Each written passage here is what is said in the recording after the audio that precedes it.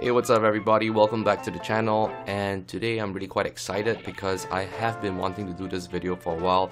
I've been trying to give you guys some updates on the PMD scene here in Singapore, and I think it's been a year since the Active Mobility Act was actually put forward in Parliament, and it's going to be effective in a couple of more days. Actually, it's going to be on the 15th of January. So today, on the 8th of January, there were several topics discussed in Parliament, and Minister Koh Boon Wan actually came forward, him being the Minister of Transport. There were a few topics covered, and right now I'm on the Straits Times Facebook page, so let's just click on it right now. And I would really want to go through the article with every one of you because I think these inputs are important. Okay, now it says that, so the statistics for the first time, it's been released, about 3 accidents a week involving personal mobility device users. So I'm assuming that this would include mostly the e-scooters, as you can see in this picture. So let's get right into it. Firstly, he does not think it's necessary to register all e-scooters. For those which are power assisted, well, actually all the e-scooters right now on the roads, on the pathways, are power assisted.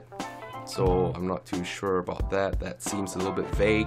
He also urged victims in accidents involving PMDs to make a police report. Now, just this point alone, I think it's extremely important, especially if there is an injury. And I always stand by the fact that as a PMD user, you should definitely watch out for the pedestrians, and the onus or the responsibility will be on you to make sure that the pedestrian is not stranded there, or just or you just make a run for it. I think that's extremely irresponsible, and that's something you should not do. That has also prompted 2 insurance companies to come out, to provide like a policy to protect both the rider as well as the pedestrian. The only catch is that the e-scooter needs to be LTA compliant, and as it is right now, the rule is the maximum allowable weight is 20 kilos, the speed needs to be at 25 kilometers an hour, and the width of the handlebar cannot exceed 700 millimeters, which I think at this point in time, it should still be looked into, especially the weight of the e-scooter. Anyway, moving on. In all, about 110 incidents took place between January and September last year. So I guess these are the first time the figures have been released, and I've been trawling all over the internet looking for statistics, and I didn't manage to see any, which is why this video was delayed. And finally today we see some of these statistics, and of these 30 were on public paths involving pedestrians and PMD users. The rest took place at public road junctions, and when I think about public road junctions, I think it's probably when they were illegally riding on the roads. The prevalence of some of these riders in travelling on public roads has led Mr. Koh to ask AMAP, the Active Mobility Advisory Panel, to review the current code of conduct and regulations on the use of PMDs. Now, I think when I see a statement like this, it's still subjected to review. The panel, chaired by Parliamentary Secretary Muhammad Faisal Ibrahim, had earlier drawn up a set of guidelines on PMDs, and these were incorporated into the Active Mobility Act that Parliament passed in January last year. It's really great to know that the government is actually looking at this very objectively. They have almost a year of experience, and they are also looking at what other rules they should introduce and what other rules should be tweaked or toughened. So I think as it stands right now, the responsibility is really on the community at large, and all of us should really just pay more attention to what we need to do and what constitutes safe riding habits, which I've also emphasized in a lot of my videos. I really take it upon myself to just share with everyone how I feel you should be riding. Moving on, anyone caught riding recklessly will definitely need to attend a safe riding program. LTA will step up efforts to prevent access to enforcement and education, and I think by this statement we will actually see more LTA officers, or the Active Mobility Act enforcement officers. You will definitely see more of them, especially at hotspots. Alright. Last year, LTA issued more than 1,700 advisories to cyclists and PMD users for unsafe riding and behavior. Now, 1,007 advisories. If if you divide that by 52 weeks, you're talking about almost 32.7 advisories handed out per week. Wow, that's like divided by 7. So we're talking about 4.5 advisories given out a day, meaning to say that every other day you would have at least 5 PMD users, a combination of PMD users as well as cyclists, who are given warnings.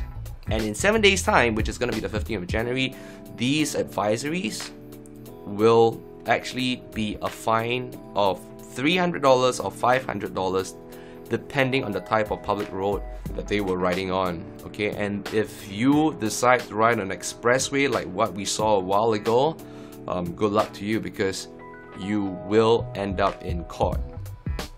And obviously, you know, you'll be handed a custodial sentence. You know, it could be a jail, it could be a fine, or both. Standard Singapore laws apply. LT has intensified its efforts to raise awareness of the danger of riding PMDs on public roads. These include putting up more than 500 warning signs in hotspots, telling riders to stay off the road. So again, when I read the last paragraph, it's something pretty much in line with whatever that I've spoken about on the videos that I upload on YouTube.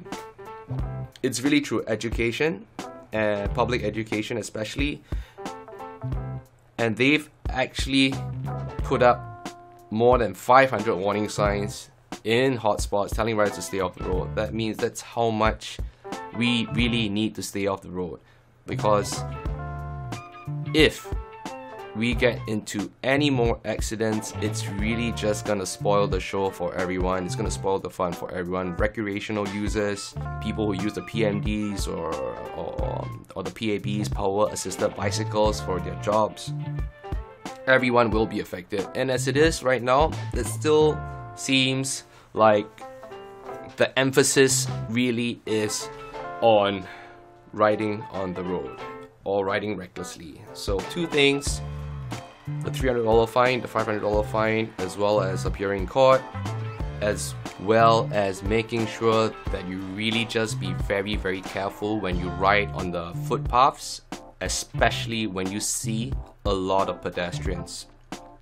So the takeaway that I see from this particular article really are these two things. So let's run through some of the comments, because I think it's gonna be quite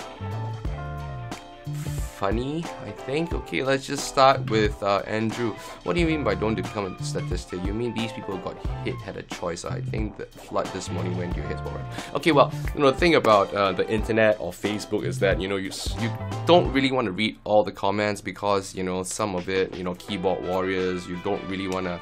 Let's just very quickly run through some of these comments, and I would really want to just go through, with all of you, and then perhaps, we could just, leave me some of your comments. Tell me what you think about the upcoming act that's gonna be gazetted and put forward and eBay, and it's gonna be effective. So let's go. Something reported about you buy up a group of cyclists who now ride on the main roads, blah blah blah. Okay. Please just chill with the pencil pushing. Okay, a call total. Oh wow, this guy's hardcore. So Reginald Ashton, a total and complete ban of unnecessary e-bikes, e-scooters, PMDs, hoverboards, etc. Only person with legitimate disabilities can be licensed to own one of company's infringement, slapped with first time 5,000. Subsequent offenders fined 10,000 and served as cleaners for road payment for $100 for 5 years, doubling each sentence for every subsequent offense. Wow, bro, this is a bit heavy, right? A total and complete ban of unnecessary e-bikes. I mean, I think all these comments, what I can see is that obviously the public, e-scooters in general, doesn't quite resonate very well with the public. And I think a big community or a large percentage of us are actually very courteous, you know, we really are not troublemakers, and we look at the PMD or the e-scooter as a mode of transport, getting from point A to point B, as a last mile solution, going to the MRT, and then from there you commute to work. And then there are some people who are using it for deliveries, you know, your Uber Eats, Food Panda, all these delivery services. If you place an order, if you get your food within the next, say, 5 minutes, 10 minutes, wouldn't you be happy? I mean, let's face it, where you cannot, there is no way to stop PMDs. I think every single one of us should come to that realization that we will not be able to stop the proliferation of e-scooters in general, and they will become more and more popular, especially with the rising cost of transportation. Come on guys, I mean, let's be fair. A total and complete ban, man.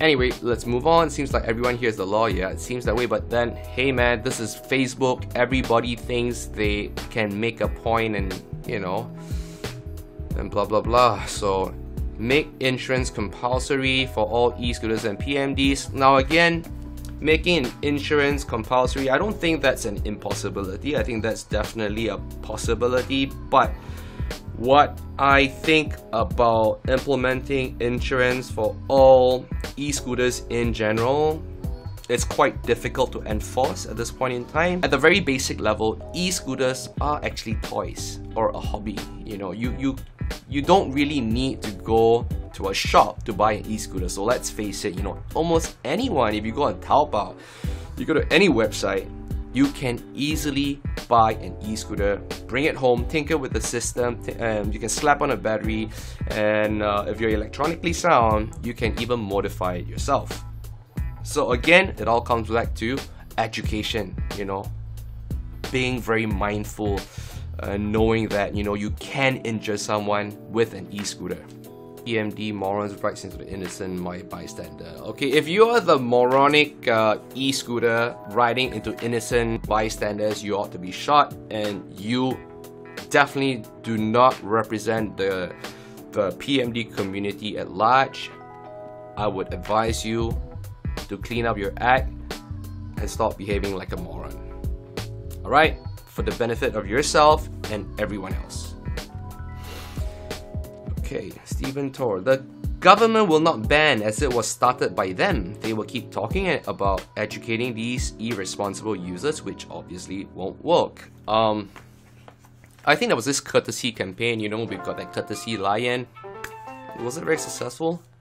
Maybe, I don't know. But then there was this whole morning exercise that we did. I think most Singaporeans my age, at 40 years old, will still remember that video. I think you would see it every morning, like 6:30 or 7 o'clock, that morning exercising. Can't really remember. But anyway, what I'm trying to say really is always through public education, the constant reminder that we really need to be more mindful.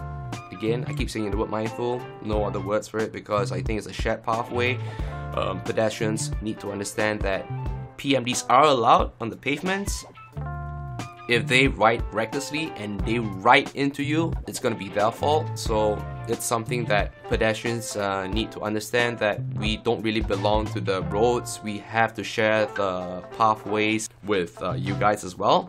Loosen on the restriction but make the penalty more harsh. Yeah, that's one of those things that I speak about as well. You know, maybe we could increase the penalty, you know, make it very, very harsh, or maybe empower some people, selected individuals, to enforce, to make these enforcements.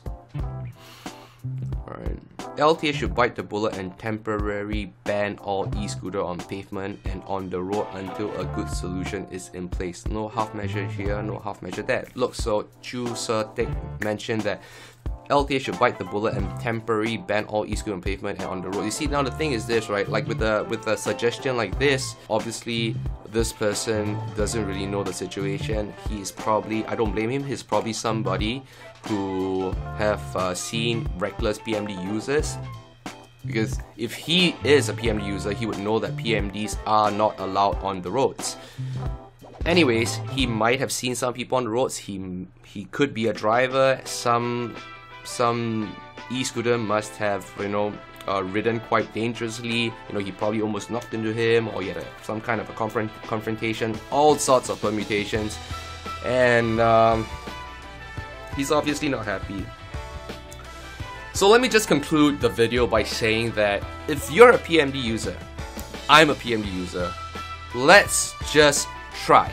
And I'm saying, really, let's just try. And I think we owe it to ourselves to just make sure that we all ride graciously and not recklessly, and perhaps try to change the public image. And in time to come, again, with the rising cost of transportation, I will think that the trend will actually go towards PMDs. It's only a matter of time. Singapore is very, very small. I actually encourage people to take the public transport instead of buying a car. I just think it's an absolute waste of money. The time will come, not sure when perhaps some of these drivers may convert to an e-scooter.